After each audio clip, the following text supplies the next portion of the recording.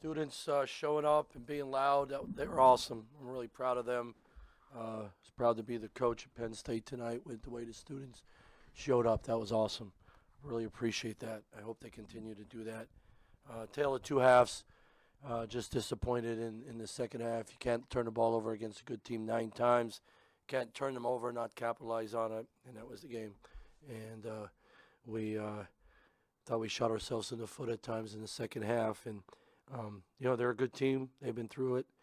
A lot of this stuff. We're going through this for the first time. I loved how some of our guys played, but not good enough to win a Big Ten game, and it's disappointing. Mike, what happened in the second half that led to all those turnovers offensively? Not enough flow, just not enough flow the first half.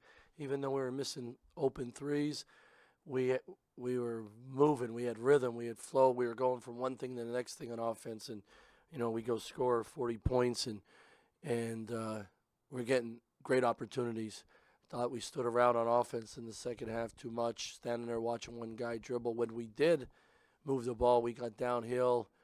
We drew fouls. We got open threes, but then we got stuck in the mud too much and turned it over. And then we had a couple steals we didn't finish, and there you go. And good teams take advantage of that. Mike, did you want to get the technical foul in the second half? Hell no. No, I don't want to get technicals. That's how you let your team down. But, man, I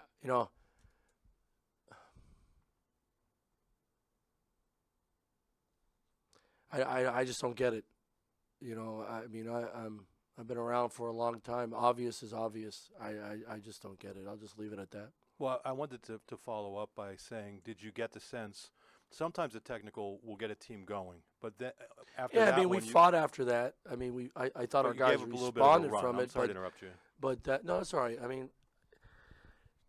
People say that you never want to hurt your team. But the frustration of it is everybody has a responsibility when you're in a game.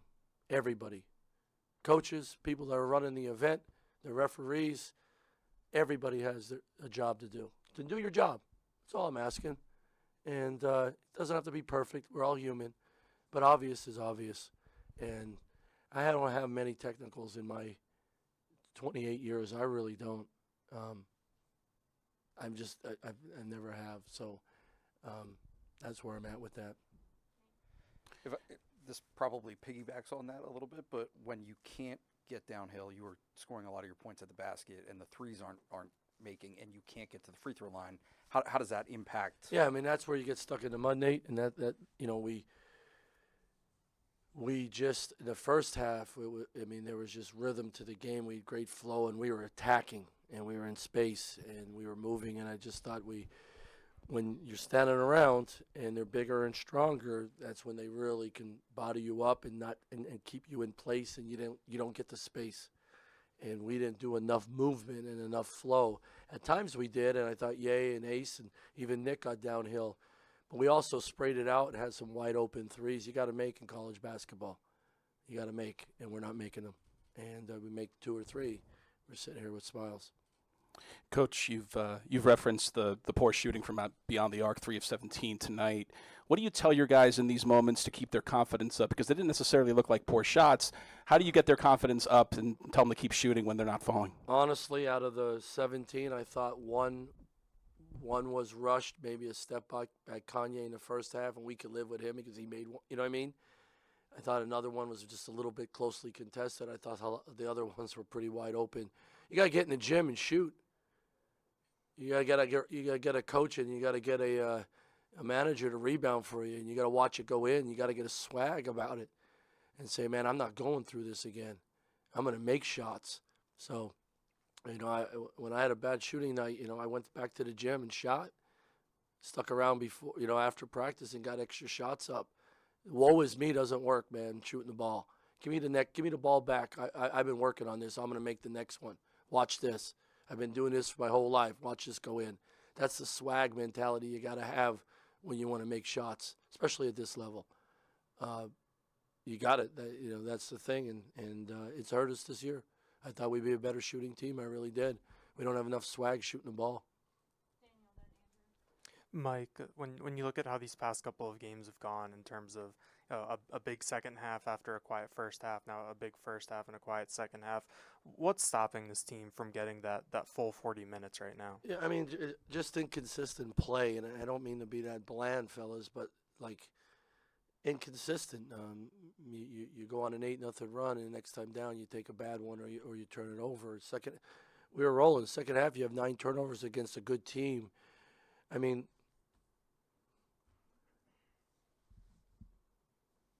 we out-rebounded them. We turned them over 18 times. We shot more free throws at them. We took 10 more shots than them. But we had plays in the second half. We got steals and didn't convert layups. We got steals and we threw it back instead of attacking to shoot a 3, and we're 1 for 16 from 3. There's things we got to learn. We got to be tougher. We're not getting any calls, so we just got to be tougher. You can't make excuses. Screw it. Find a way to finish anyway through contact. If they call it, they call it. If not, finish anyway. So we're inconsistent. We're an inconsistent basketball team, and it happens. To answer your question, there's a lot of times we're playing the right way, and there's some great things happening, but not consistent and long enough. We got to continue to prolong the good flow, the good play, and we're just not. Coach, a lot's going to be said about this offense. A lot's going to be written coming out of this game. But they shot almost 80% in the second half. Yeah. True shooting in there, it's probably 90%. What were they doing that made them so effective at making tough shots? Well, they went small. That helped them. They spread the court out and gave Bowie more space. Our ball screen defense wasn't as good as it was in the second half. And then they did some isolation stuff with some of their bigger, stronger guys and some of our weaker guys. And they took advantage of it. I thought Barnheiser, 2013, I thought he got the ball in space and made some plays. And, we gave him extra possessions too, and that didn't help.